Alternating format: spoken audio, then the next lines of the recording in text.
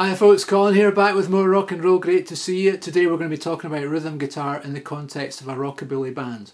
Now generally speaking, the rhythm guitar player will be playing an acoustic guitar and he will be fairly low down in the mix, but he's going to be quite an important part of the overall sound. The main thing is that the rhythm guitar player will be keeping the beat and he'll be moving the band, he'll be driving the band along, and that's what makes the band swing, along with the drummer and the bass player, and that's what gets people on the dance floor. So it's quite an important job.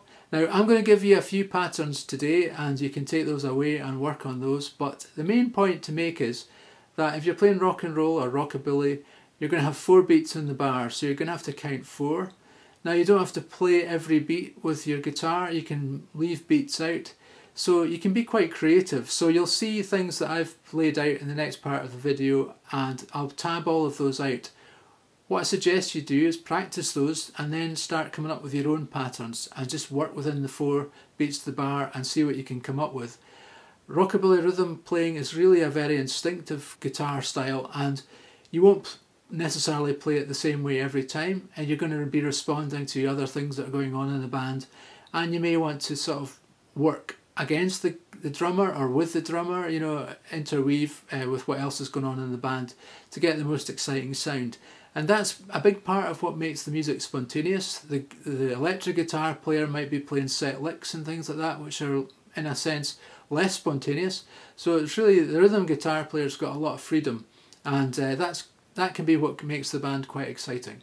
Okay, I'm going to break it down for you now folks, let's get rocking. Okay, rockabilly and rock and roll rhythm guitars obviously descended from the blues styles, so we tend to do most of it on an acoustic guitar to be fair, and we use basic open chords, and we tend to strum downwards on the main beat and upwards on the back beat. And it can be swung a little bit as well because like the blues, it's a sort of shuffle style, so it sounds like this.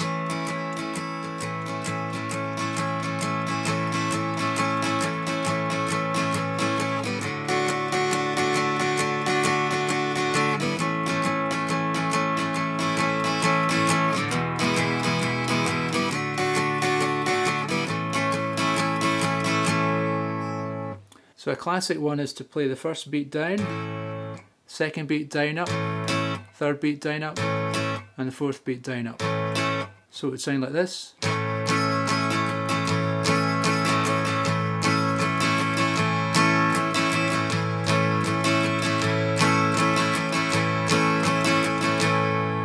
The next thing that you can do is you can actually sort of mute the strings.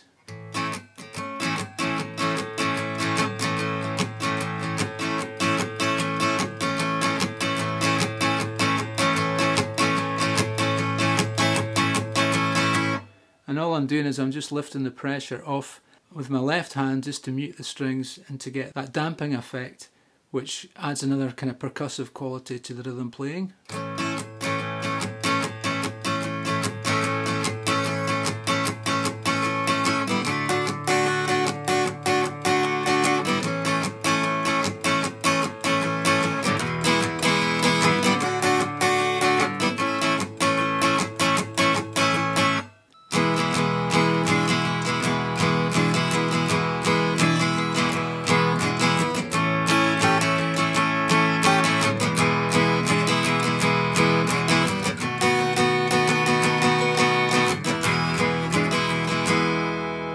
And what he's doing is he's just putting the 7th onto the chord just on the 4th beat of the bar, and that creates a nice sort of syncopated counter melody to the singer melody. Okay, just a final word about picks, because the picks will affect the sound that you're making on the rhythm guitar.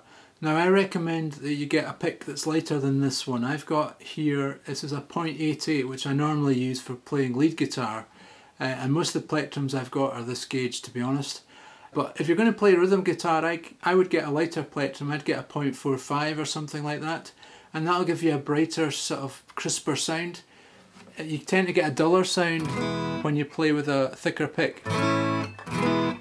It's okay, but especially when you're playing fast, you're going to want a little bit more flexibility on your pick. So that's just another point to bear in mind. That's it from me, folks. I hope you enjoyed the lesson. As always, be back with more rock and roll. Leave me some comments below if you enjoyed the video. Give us a like and a share, appreciate it. And if you haven't subscribed to the channel already, please consider doing so, and that helps the channel to grow.